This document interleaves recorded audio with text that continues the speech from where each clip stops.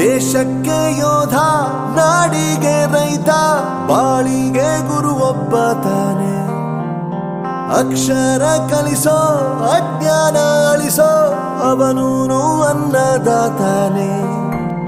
ತಪ್ಪು ಸರಿಯ ತಿದ್ದಿ ತಿಳಿ ಹೇಳಿ ಸಮಬುದ್ಧಿ, ನಮ್ಮ ಚಿತ್ತ ಶುದ್ಧಿಯಾಗೋ ಹಾದಿ.